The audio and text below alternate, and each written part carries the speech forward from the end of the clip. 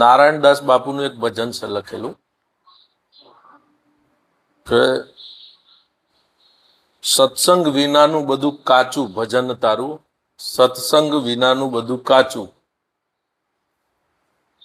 સત્સંગમાં જાય તો સમજાય તુજને, બ્રહ્મનિષ્ઠ સંતની વાતું. બધું ભજન જે તારું છે ને સત્સંગ વિનાનું બધું કાચું છે. વાત સાચી છે, સત્સંગ વગર બધું કાચું છે. બ્રહ્મનિષ્ઠ સંતની વાત પકડાતી નથી. એટલે આ જે મેં છે હું એ જૂઠું છે. ની સંતો કહે છે હું નામની કોઈ વસ્તુ જ નથી. ઊભું થઈ ગયું એટલે ની ઊભું થયું એટલે એ જૂઠું. હવે મેં જૂઠું છે તો હું એ જે સંસાર ઊભો કર્યો અંદર, જૂઠમાંથી જૂઠ જ ઊભું થાય. એટલે હું માંથી જે સંસાર ઊભો થયો એ જૂઠો હોય. હવે હુંની કલ્પના જે થાય સાધના કરવાની, તે સાધના જૂઠી થઈ. તો હું જૂઠો, હું એ જે ઊભું કરેલો સંસાર, જેમ શંકરાચાર્ય કીધું જગત મિથ્યા, બ્રહ્મ સત્ય, પરમાત્મા સત્ય. તો એ ઊભું કરેલું જગત એ ખોટું, હું નામની વસ્તુ ને હું એ ખોટું, તો હુંથી જે સાધના થાય એ જૂઠી. આ ત્રણે જૂઠી. તો પછી આ બ્રહ્મનિષ્ઠ સંત જે વાત બતાવે છે કે ભાઈ સત્સંગ વિનાનું બધું કાચું પડવાનું, જો બ્રહ્મનિષ્ઠ સંત શું કહેવા માંગે છે ખબર નહીં પડે. તો સાચું ભજન કહ્યું, આ જ સાચું કહેવાય. નારાયણદાસ બાપુ ભજનમાં સત્સંગ વગરનું બધું જૂઠું એમ નથી બોલ્યા, કાચું એમ બોલ્યા. કાચું અને જૂઠું આ બેમાં બહુ બુનિયાદી ફરક થયો. જૂઠું એટલે તો જે છે જ નહીં અને તમે માની લીધું છે સત્ય, એનું જૂઠું કહેવાય. એટલે એમને વિચારીને લખ્યું છે કાચું. હવે જે કાચું છે એ ગમે ત્યારે પાકું તો થવાનું જ છે. એટલે અહીંયા એમને સત્સંગ શેને કીધો છે? ચર્ચાને નહીં. આપણે બેઠા બેઠા ચર્ચાઓ જે કરતા હોય ને એને સત્સંગ નથી કીધો નારાયણદાસ બાપુ. સત્યનો સંગ એને સત્સંગ કીધો. એટલે સત્ય એટલે બ્રહ્મ, સત્ય એટલે ઈશ્વર, સત્ય એટલે એમાં જેમાં કઈ ફેરફાર ન થાય, કોઈ પરિવર્તન નહીં, નહીં આવવું, નહીં જવું, નહીં જન્મ, નહીં મરણ. જે સત્ય એ સત્ય જ રહે છે. હવે એનો સંગ કરવો,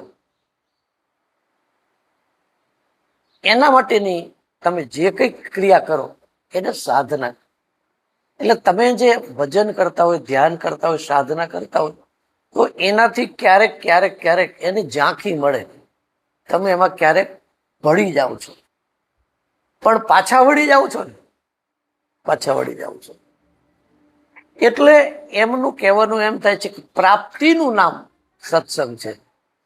હવે પ્રાપ્તિ થઈ એટલે મેં પ્રાપ્તિ કરી છે એવું મહાપુરુષ બોલે નહીં, તો બે થાય ને. એટલે જે અર્થ તો એવો જ નીકળે કે જેની વિસ્મૃતિ થઈ તેની સ્મૃતિ થઈ ગઈ. એટલે એનો આત્મા જે હતો એ બ્રહ્મમાં ભળી ગયો. એટલે એ સાચું, એમ એ સાચું. બાકીનું બધું કાચું. કાચું એનો અર્થ એ કે એક ફળ હોય એ કાચા હોય ત્યાં એમાં સ્વાદ નથી, પણ એ પાકા થવા માટે શક્યતા ખરી. પણ બધાય ફળ પાકા નોય થાય, કોઈ બગડી જાય, કોઈ ખરી જાય. એમ એની પ્રાપ્તિ સિવાયના જે તમારી પાસે સાધનો છે એ કદાચ તમે ક્યાંક રોકાઈ જાઓ, કોઈ પ્રતિષ્ઠામાં રોકાઈ જાઓ, કીર્તિમાં રોકાઈ જાઓ, વૈભવમાં રોકાઈ જાઓ. એટલે સાધના તમે તમારે જવું તું આ બાજુ, ફળને પકવવા હતા પણ પાક્યા નહીં, તમે અહીંયા ને અહીંયા રહી ગયા. એટલે એને કાચી સાધના કીધી. ફળ તમારું પાક્યું નથી. એટલે જ્યાં સુધીની પ્રાપ્તિ નથી તો કાચું જ કહેવાય ને, ખોટું એમ નહીં. તો ખોટું શબ્દ વાપરો, કાચું શબ્દ વાપરો છે. એટલે એ એમના સમજૂતી આવતી જાય તો એક દિવસ એવો આવી જાય કે તમે સત્યમાં ભળી જાઓ. તો સત્યમાં ભળી ગયા જેના થકી એ સાધના તમારી સાચી. બાકીની જે સાધના છે એ તો એને એને છોડી જ દીધી હોય ને, છૂટી જ ગઈ હોય, એટલે એના માટે એની જરૂર નથી, બીજાને જરૂર છે. પણ તમે જે કંઈ કરી રહ્યા છો ખોટું કરી રહ્યા છો એમ નથી કહેતા મહાપુરુષ. એટલે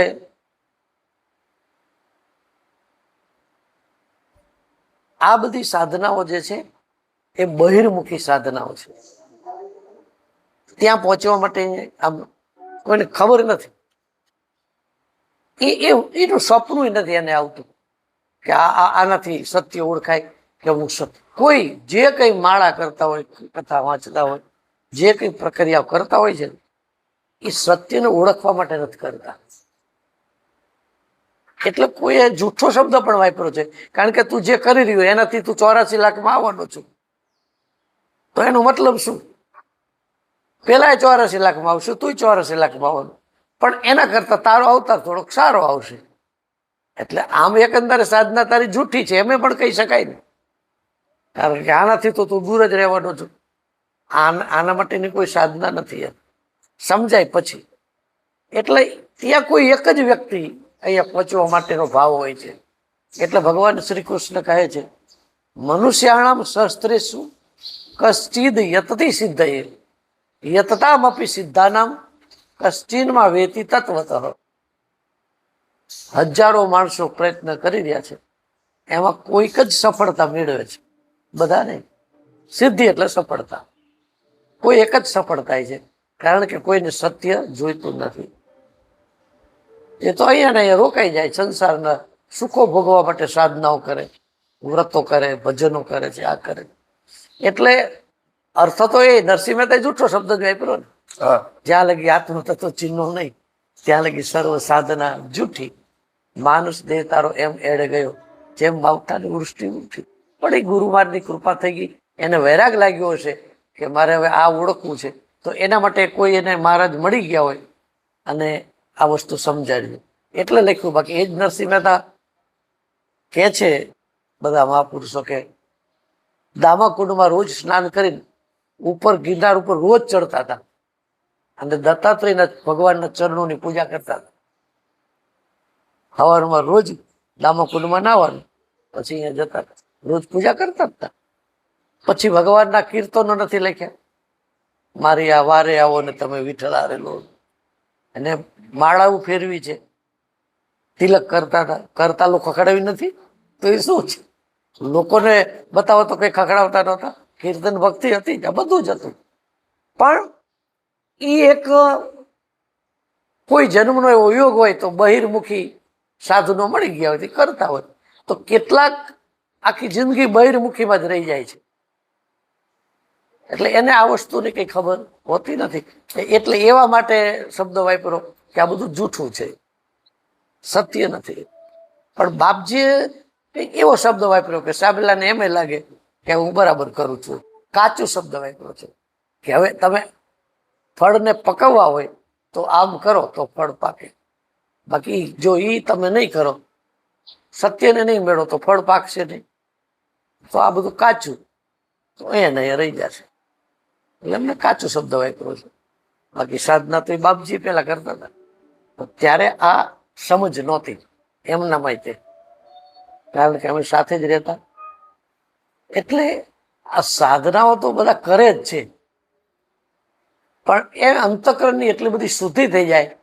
કોઈ સમર્થ સદગુરુનો સત્સંગ થતો હોય અને એને જો શબ્દો લાગી આવે અને સમજાય કે નહીં આ બધું સાચું છે, હું જે કરું છું તો બધું ખોટું છે, તો અહીંયાથી બધું મૂકી દે અને આ અહીંયા જોડાણ એનું થઈ જાય. પછી એ હસતા હસતા લખતો હોય છે કે આ બધું ખોટું, આ બધું ખોટું, બધું ખોટું. પણ આ બધું જે રહ્યું ને એ હજારો માણસની સામે બેસીને કહેવાનો વિષય નથી, કારણ કે અત્યારે મોટા ભાગના માણસો, 90% માણસો પ્રેમ લક્ષણ ભક્તિ છે. તીર્થયાત્રાએ જાઓ, દર્શનો કરવા, માળા કરવી, કથા સાંભળવી, ગુણગાન ગાવા, આ બધું આમાં વધારે માણસો હોય છે. એટલે એમ કરતા કરતા કરતા એમને ત્યાં લઈ જવા એ જરૂરી છે. એમની પાસે બેસી એમને રોજ સત્સંગ આપીએ અને મહાપુરુષો કૃપા દ્રષ્ટિ કરે તો જ થાય. એકલું સાંભળવાથી પતતું નથી. ત્યાં લઈ જાય તો મહાપુરુષો છે. એટલે એનો ભાવ જોવે મહાપુરુષ કે આની આ ઉત્કંઠા છે, તો મહાપુરુષ જ કૃપા કરે અને આખું પરિવર્તન કરી નાખે અને ત્યાં એને લઈ જાય છે. તો એ બ્રહ્મ કહો, ઈશ્વર કહો કે સત્ય કહો, એનો સંગ થઈ ગયો એને જ સાચો સત્સંગ કહેવાય. બાકી બધી ચર્ચા.